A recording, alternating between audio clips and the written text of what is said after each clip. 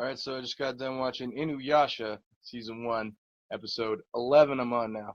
This episode was called The Terror of the Terror of the Ancient Noe Mask.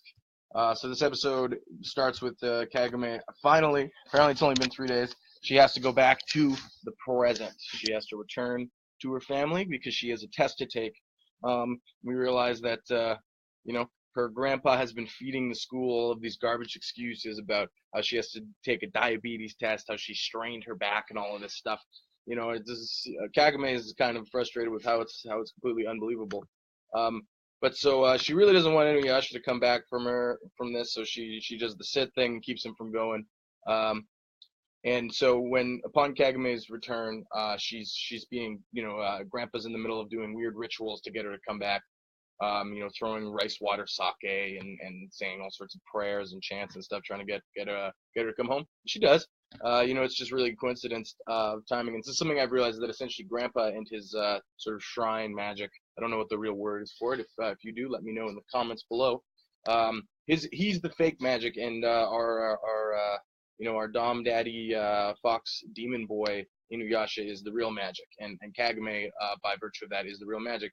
And I realized that, so they did a little preamble at the beginning of this episode where they sort of flash back to some of the earlier stuff just to remind the audience what's going on, as that she is for real the reincarnation of Kikino, the sister of the, I can't remember her name to tell you the truth, but Kagome is actually the reincarnation. It's not like this weird spiritual connection thing. She's the reincarnation. So that's that. I guess perhaps Grandpa's interest in magic and mysticism encouraged the god above to put him through this. So when Kagome gets back to school, she's visited by a couple of her friends. It's great to get this sort of high school trope thing within the show that's been so fantastical, at least for a brief while, just to get her feet on the ground, take a breather, and appreciate the magic again. And we had her get visit from a guy who's a very nice boy named Hojo, who brings her therapeutic sandals and is very concerned about her well-being. But she's really got no time for the high school boys. She's got her ancient demon bad boy who she can help mold and improve. She dreams when her friends ask of what she wants in a man. She dreams of this man that is the exact opposite of Inuyasha. But what she doesn't realize is that opposites attract.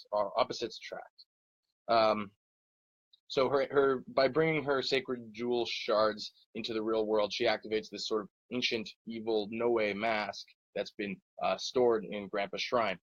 It's sort of this disembodied, creepy China doll looking kind of mask with a slice in it. And it's the flesh-eating mask, and this person who had lost their body and seeks to suck bodies and become stronger so they can be a real person again. In the process sets fire to the shrine while Kagome and Sota, and I think mom's at work, and Kagome and Sota are at school. And he deals with it pretty well. He covers himself in all this stuff, and it actually seems to protect him. He does not get his flesh eaten by the flesh-eating mask. So this mask gets itself on the firefighters and all that. As this episode was playing out, I was like, oh man, maybe as the show goes forward, we're going to see the ancient magic come into the real world, and we'll have conflicts here, Inuyasha here instead of there. And that's what happened. And we got to see the real world the modern world be terrorized by these ancient evils. And I thought that was pretty exciting. Well, one thing I was pondering was if the stuff that Kagome does in the past affects the future, like how much it affects the future, or if it's already been written and this is destiny, right? And I'm curious to see if this is something that we explore further in the show. I'd like to think we will, because that's an interesting question. Considering we got a little bit more lore in this one, no one else can go through the bone eaters well, the bone dwellers well, something like that. But Inuyasha comes to save the day because Kagome cuts herself and he can smell her blood like the naughty dog that he is. And Sota seems to be pretty down with the Yash. He's waiting in the well, and when he comes through, is convinced that Inuyasha is smitten with love for Kagome. The conflict plays out pretty quickly. He almost comes and saves the day. And that's pretty much it.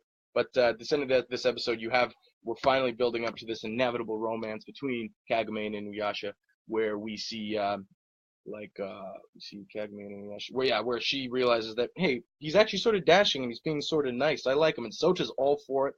Sota's infatuated with Inuyasha, so she's got the family or he's got the family cosign. He's kind of realizing himself, I think, that he's got feelings for Kagame, and I think Kagame is starting to at least be comfortable being attracted to our ancient fox, half demon, warrior, samurai, bad boy. And this was a great episode. This was an awesome episode.